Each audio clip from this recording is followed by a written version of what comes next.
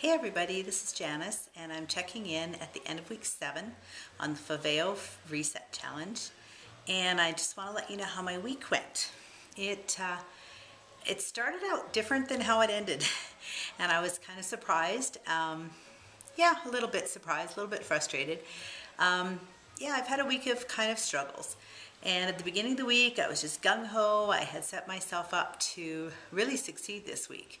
I had decided to go to bed a little earlier and to get up earlier in the morning so that I could have my power shake first thing and then go do my cardio and then come back up and have my breakfast and get ready to start my day.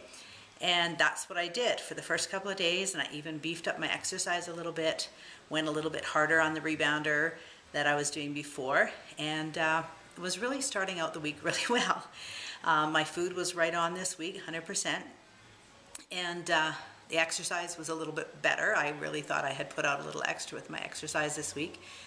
And come middle of the week, though, I had some personal challenges that sort of got in my way, and I've talked to you guys about this before, about how sometimes the frustrating things in life just really want to try and trip us up and just make things a little bit difficult.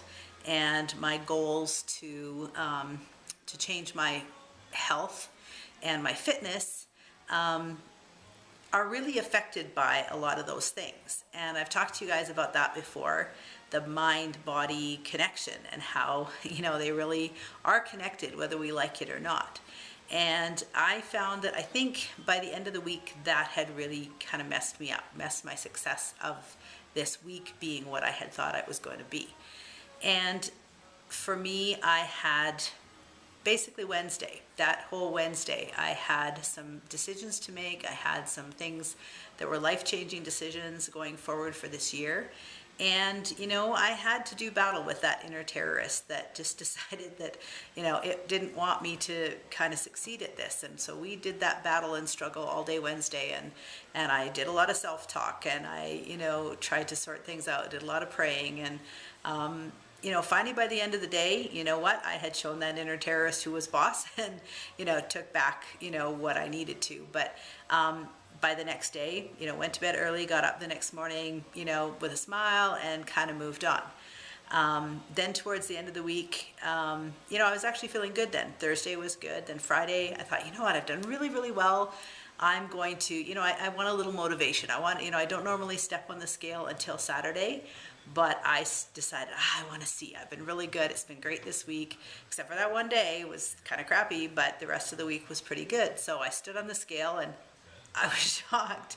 I hadn't moved any weight at all. And I was mad, actually. I was actually quite mad because I thought, what have I done all week? I've been working my butt off, basically, and nothing's changed.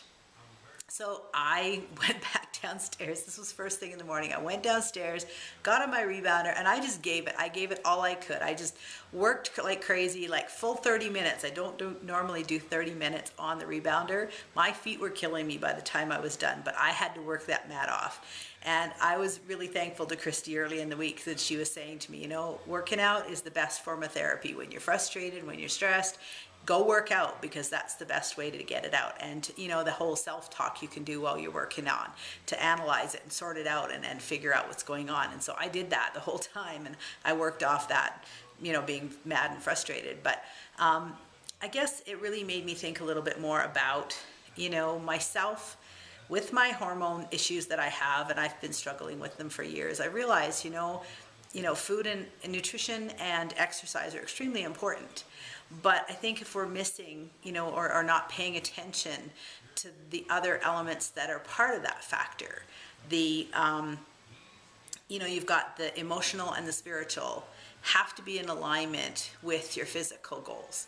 And if those aren't all in alignment, and if you've got some of it messing up, and if the emotional is overpowering, what's going on, that's going to affect it. That whole cortisol thing I've talked to you about before that Dr. Sean Talbot talks about in his books. And I firmly believe that. I think that's something that, really messes me up as well and keeps me from succeeding where I am. So I think for myself this week, my goal this week coming up is going to be really to focus on getting that in alignment, getting my emotional, spiritual, physical all in alignment.